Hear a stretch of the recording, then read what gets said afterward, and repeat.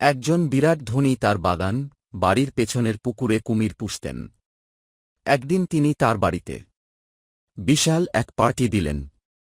নানা জায়গা থেকে বহু লোক এলো সেই পার্টিতে।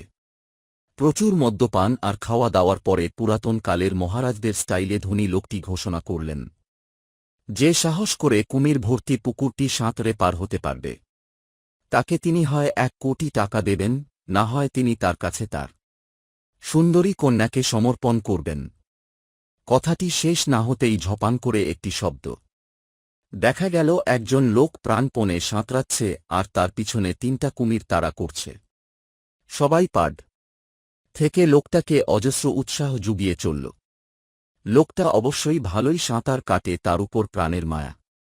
কোন মতে হাঁপাতে হাঁপাতে অক্ষত অবস্থায় অন্য পাড়ে উঠল। ধনী লোকটি এগিয়ে এসে লোকটির হাত ধরে বললেন, আমি বিশ্বাস করতে পারিনি এত সাহস দেখানোর মতো ক্ষমতা কারও থাকতে পারে। ইয়াং ম্যান, তুমি কি চাও? আমার কন্যা? না 1 কোটি টাকা। লোকটি তখনও হাঁপাচ্ছে। হাঁপাতে হাঁপাতে বলল, আমি আপনার কন্যাকেও চাই না, আপনার 1 কোটি টাকাও পেতে চাই না। আমি শুধু জানতে চাই কোন শালায় আমারে ধাক্কা মারছে। বল্টু রোজ রাতে বিছানায় হিসু করে দেয়। বল্টুর স্ত্রী রোজ বিছানা পরিষ্কার করতে করতে হাঁপিয়ে গেছে। একদিন বল্টুর স্ত্রী বলল, এত বড় হয়ে গেছ আর এখনও বিছানায় হিসু করো, তোমার লজ্জা করে না? বল্টু বলল, ঘুমের মধ্যে শয়তান বলে হিসু কর সোনার বাটি দ্বীপ, তখন হিসু করে দিই, কিন্তু বেটা শয়তান সোনার বাটি না দিয়ে চলে যায় আর ঘুম থেকে উঠে দেখি বিছানায় হিসু করে দিয়েছি। এটা শুনে বল্টুর স্ত্রী বলল, আজ যখন শয়তান সোনার বাটি দেওয়ার কথা বলবে তখন বলবে আগে সোনার বাটি দে, তারপর হিসু করব। এটা শুনে বল্টু ঘুমিয়ে গেল। ঘুমের মধ্যে আবার শয়তান হাজির।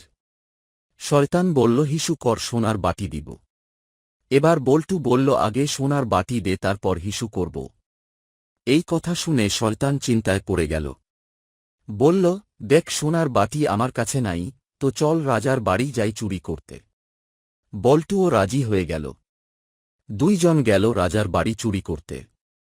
শয়তান সোনার বাটি চুরি করে চলে আসার সময় রাজা 2 জনকে দেখে ফেলে। শয়তান আর বল্টু প্রাণ বাঁচাতে দৌড়ে পালায়।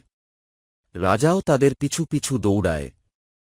দৌড়াতে দৌড়াতে শয়তান ডাব গাছে উঠে পড়ে, পিছনে বল্টুও গাছে উঠে যায়। কিন্তু রাজা বল্টুর পা ধরে ফেলে। এখন উপায় না দেখে বল্টু শয়তানকে জিজ্ঞাসা করল, রাজা আমার পা ধরে নিয়েছে, এখন কি করব? শয়তান বলল, রাজার মাথায় হাগু করে দে। বল্টু শয়তানের কথা মতো রাজার মাথায় হাগু করে দেয়। বাকিটা ইতিহাস।